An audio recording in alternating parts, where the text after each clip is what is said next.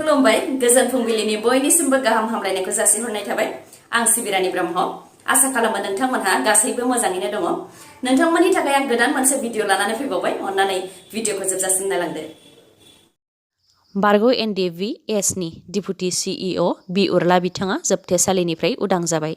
बि उर्ला बिथाङा फोरमायथिनाय बायदिब्ला थांनाय 2000 मायथाइयावनो बिथाङा NDFBआव हाबफैदोंमोन। बेनि उनाव 2002 मायथाइयाव ट्रेनिं मोनदोंमोन आरो 2015 मायथाइनि 14 जानुवारियाव NIAजों एरेस्ट खालामजानो गोनां जादोंमोन। 7 बोसोर जोबथेसालियाव थानानै उदां जानो हानायखौ गोजोननाय फोरमायथिदों बिथाङा। नाथाय बिथाङा रावबो दैदेनगिरिनि थाखाय उदां जायाखै, रावबो दैदेनगिरियानो मदद होआखै।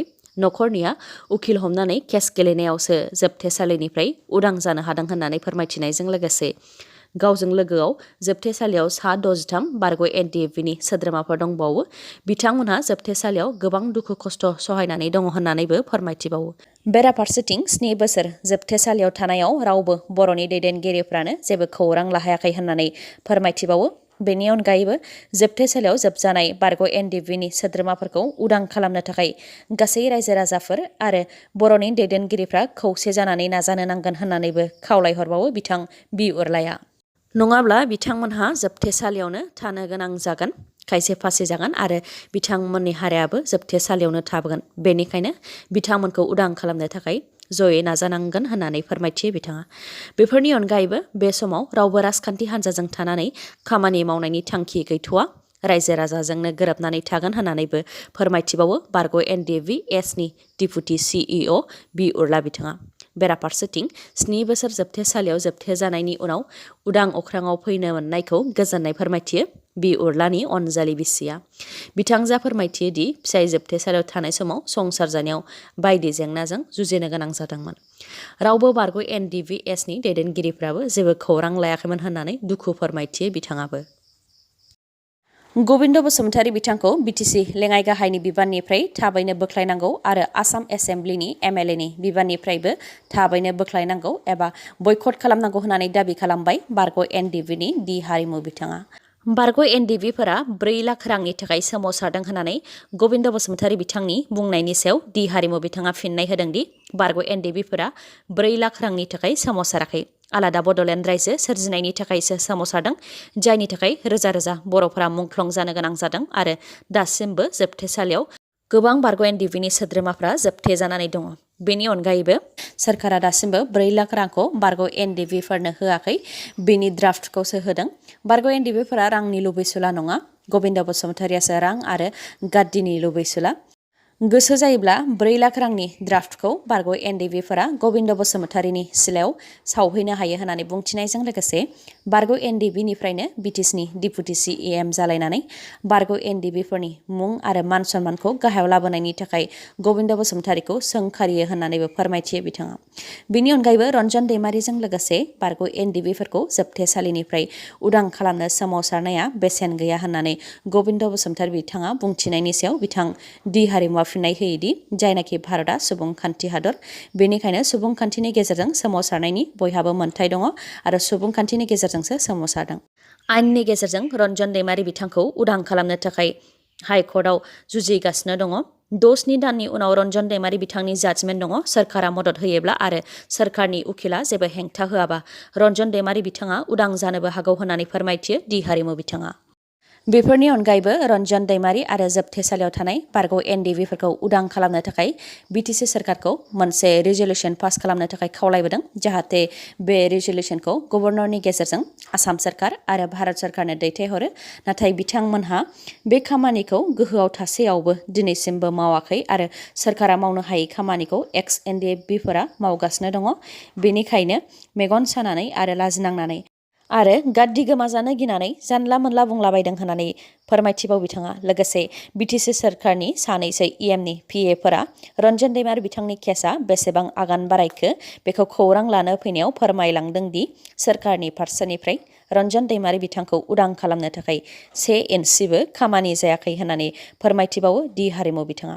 बेनिखायनो सोरखारा जुदि थोंजोङै खामानि मावनो गोसो गैयाब्ला खालि मददल' हो होननानैबो खावलायहरबावो दि हारिमु बिथाङा। आसाम केबिनेटआव माखासे थांखि लादों। बेनि मादाव सेथियाव दङ आसामाव मोब्लिबनि भल्टेजखौ साबसिन खालामनो थाखाय आरो मोब्लिब थांनायखौ खम खालामनो थाखाय 9,000 distribution transformer, 70 pre fabricated compact साब स्टेशन, 11 पावार ट्रेन्सफर्मार आरो 4,200 डेमेज डिस्ट्रिबिउसन ट्रेन्सफर्मार बेफोरखौ आसामनि गुबुन गुबुन जायगायाव लागायनाय जागोन आरो बेनि थाखाय 250.08 कौटि रां सेंसन खालामनाय जाबाय। नैथियाव दङ आसामाव गासै 4,80,249 मोब्लिब फोनांजाब गैयै नखरफोरनो मोब्लिब होनो थाखाय गासै 1,718.18 कौटि रां सेंसन खालामनाय जाबाय। बेनि अनगायैबो 13,120 गुदि फरायसालिफोरावबो मोब्लिब फोनांजाबगोन आरो 48,231 अंगनबादि मिरुफोरावबो मोब्लिब फोनांजाबगोन। थामथियाव दङ धेमाजि जिल्लायाव सिसिथांगानि ट्रेभेल बेल्टखौ दानो थाखाय केबिनेटआ गनायथि होबाय आरो बे ट्रेभेल बेल्टआव गासै गं 89 रेभिनिउ गामि थागोन। ब्रैथियाव दङ अरां टाइगार रिजार्भआव मोसाफोरखौ रैखाथि आरो जोथोनै लाखिनो थाखाय अरां टाइगार कनजारभेशन फाउन्डेशन ट्रास्टखौ दाफुंनायनि गनायथि होनाय जाबाय। बाथियाव दङ गोजाम पुलिस थानाफोरखौ फाहामफिननो थाखाय 120 कौटि रांनि सेंसन खालामबाय। बेनि अनगायैबो केबिनेटआव आरो माखासे थांखिफोर लानाय जाबावदों।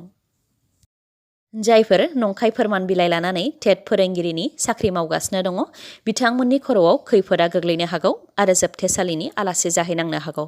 थांनाय 5 बोसोराव टेट उथ्रिसारनानै फोरोंगिरिनि थिसनलाइ लानानै फोरोंगिरिनि साख्रि मावबाय थानाय टेट फोरोंगिरिफोरनि सायाव फिन नायबिजिरफिननो बिथोन होदों आसाम सरकारा। गासै गं 21 जिल्लाफोरनि फरायसालिनि नायगिदिंगिरिफोरखौ 22 अक्ट'बरनि गेजेरावनो टेट फोरोंगिरिफोरनि फोरमान बिलाइनि सायाव आबुङै नायबिजिरफिननानै रिपर्ट जमा होनो थाखाय बिथोन होदों। फोरमायथिनाय बायदिब्ला बिटिआरनि बाक्सा, उदालगुरि, चिरां आरो क'क्राझार जिल्लानि गुबुन गुबुन गोजौ फरायसालिफोराव गोबाङानो नंखाय टेट फोरमान बिलाइ लानानै फोरोंगिरिनि साख्रि मावगासिनो दङ। मख'नो गोनांदि आसाम पुलिस क्रिमिनेल इनभेस्टिगेशन डिपार्टमेन्टआ सा 36 जायफोर नंखाय टेट फोरमान बिलाइ लानानै साख्रि मावगासिनो दंमोन बिथांमोनखौ एरेस्ट खालामखाबाय। बेबायदि टेटनि नंखाय फोरमान बिलाइ लानानै टेट फोरोंगिरिनि साख्रि मावनाय जाथाया सोराङाव फैनायनि उनावनो आसाम सरकारा गोख्रोङै राहा लादों आरो थांनाय 5 बोसोरनिफ्राय टेट फोरोंगिरि मावबोबाय थानाय साफ्रोमबो फोरोंगिरिफोरनि थिसननाय खालार, टेट बारग'नाय बोसोर, टेट बारग'नो हानायनि फारि नं, टेटआव मोननाय जौखोन्दो, बिजाथिनि थं आरो बिसोरो दा बे समाव बबेयाव खामानि मावगासिनो दङ बेफोरनि सायाव गासैबो नायबिजिरनानै रिपर्ट जमा होनो थाखाय आसाम सरकारा बिथोन होदों। 34 बोसोर हाथियार लानानै बारग' एनडिएफबि सोमावसारनायाव पुलिस मिलिटारिजों बर'फोरा हाराहास्ति खालामजानाय आरो बर' आइजोफोरा जिनाहारि खालामजानायखौ गोहोआव फैनानै बारग' एनडिएफबिनि दैदेनगिरि आरो दानि बिटिसिनि डिपुटि चिफ लोगोसे एमएलए गबिन्द बसुमतारी बिथाङा बावगारलांजोब्बाय नामा? बे सोंथिखौ सोंदों coordination committee for BTR accord implementation of ex NDFB सुंद'यै CCBAI बारग' एनडिएफबिनि रां दोनथुमगिरि जुगेन बसुमतारी बिथाङा। मख'नो गोनांदि बारग' एनडिएफबिफोरनि सोमावसारनायखौ लानानै गबिन्द बसुमतारी बिथाङा बुंथिदोंमोन दि बारग' एनडिएफबिफोरा 4 लाख रांनि थाखाय सोमावसाराखैमोनब्ला मानि थाखायथो सोमावसारदोंमोन होननानै। बेखौ लानानै जुगेन बसुमतारी बिथाङा बुंथिदों दि बारग' एनडिएफबिनि दैदेनगिरि जानानै बारग' एनडिएफबिफोरनि सायाव बेबायदि बुंथिनाया ओंथि गैया आरो बेबायदि बुंनानै गासै बारग' एनडिएफबिफोरजों लोगोसे हारिनि थाखाय सोमावसारनायाव जायफोर मुंख्लं जानांदों बिथांमोनखौबो मान होयि खालामनाय जादों होननानै। गबिन्द बसुमतारीनि बेबायदि बुंनायनि थाखाय बिथांनि हेंथा गासै बारग' एनडिएफबिफोरानो सोमावसारनाय हाबाफारि लानो हागौ होननानैबो फोरमायथियो बिथाङा। 4 लाख रांनि थाखाय सोमावसारदों होननानै बुंनायनि अनगायैबो बिथां गबिन्द बसुमतारीया बुंथिबावदोंमोन दि सरकारा बारग' एनडिएफबिफोरनो जिउ खुंलांनो थाखाय 4 लाख रां होखाबाय आरो सरकारा खनले मदद होनो हाया। सोरबा संसार जानायाव जेंना मोनदोंब्ला बे सोरखारनि दाय नङा होननानै बुंथिदोंमोन बिथाङा। बेनि फिननायखौ जुगेन बसुमतारी बिथाङा होदोंदि जानो हागौ गबिन्द बसुमतारीया बेखौ मिथिया। बारग' एनडिएफबिफोरनो 4 लाख रांनि फिक्स्ड डिप'जिटसो होनाय जादों। बिथांमोनहा बे रांखौ दिनैसिम दांनो मोनाखै आरो बेफोर राङा सोरखारनि एकाउन्टआवनो दंजोबो। बेनि अनगायैबो बारग' एनडिएफबिआव साबेसे सोद्रोमा दङ, साबेसे मुंख्लं जाखो बेनि सोमोन्दैबो गबिन्द बसुमतारीया जेबो मिथिया। बारग' एनडिएफबिनि 250 सोद्रोमाफोरनि केसआ बोखारजाबाय होननानै प्रमद बर' आरो गबिन्द बसुमतारीया बुंथिनाय रावाबो रोखा रोखायै नंखाय। रावबो बारग' एनडिएफबिनि सोद्रोमाफोरनि केसआ बोखारजायाखै जाय साफा सानैनि केस बोखारजादों बिथांमोनहा गावसोरनो उखिल हमनानै आयेननि गेजेरजोंसो उदां जाबोदों होननानैबो रोखायै फोरमायथिबावो जुगेन बसुमतारी बिथाङा। लोगोसे गबिन्द बसुमतारीया बारग' एनडिएफबिनि दैदेनगिरि जानानैबो बारग' एनडिएफबिनि हेंथा बेफोरबायदि बुंनाया सोंखारिजाथाव आरो दुखुनांथाव होननानैबो बुंथिबावो बिथाङा। दिनैनि भिडिअआ एसेनोसै। गाबोन आरो गोदान भिडिअजों लोगो मोनफिनबावगोन। नोंथाङा दासिमबो आंनि चेनेलखौ साबस्क्राइब खालामाखैबा अन्नानै साबस्क्राइब खालामदो, लोगोसे लाइक, कमेन्ट आरो शेयार खालामनो दाबाव। गोजोन्थों।